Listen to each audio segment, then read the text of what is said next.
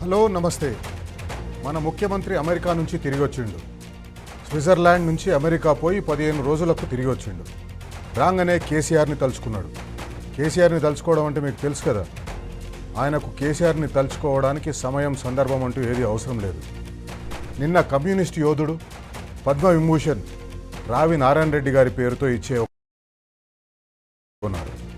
రావి నారాయణ రెడ్డి గారు తెలంగాణ చరిత్రలో ఆయనకంటూ ఒక ప్రత్యేక స్థానం ఉంది.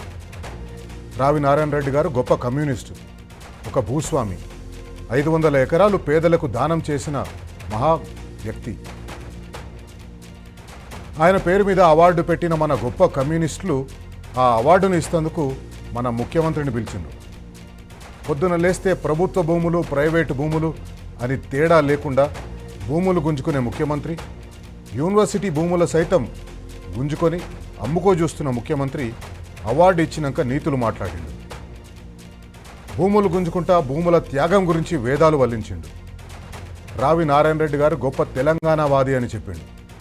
తెలంగాణ ఉద్యమకారుల మీదకి రైఫిల్ వేసుకొని పోయిన పెద్ద మనిషి తెలంగాణ వాదుల గురించి, తెలంగాణ ఉద్యమకారుల గురించి మాట్లాడుతుంది.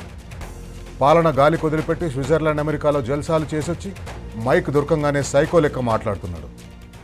ఈ పెద్ద మనిషి రేపటి నుంచి మున్సిపల్ ఎన్నికల ప్రచారానికి ఊర్లు తిరిగేటందుకు రెడీ అవుతున్నాడు. ఏం మాట్లాడతాడో మనకందరికీ తెలుసు. జేబుల తొండలు, సంచిల బోటి వేసుకొని బయలుదేరుతాడు.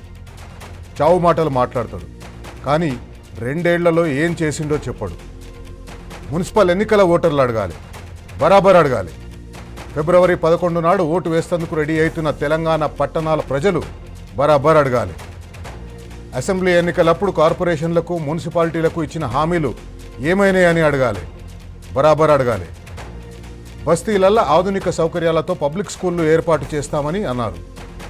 ఒక్క బస్తీలన్నా, ఒక్క స్కూల్ అన్నా ఏర్పాటు చేసిండ్రా? ఒక్క స్కూల్ అన్నా తెరిచిండ్రా? బరాబర్ అడగాలి.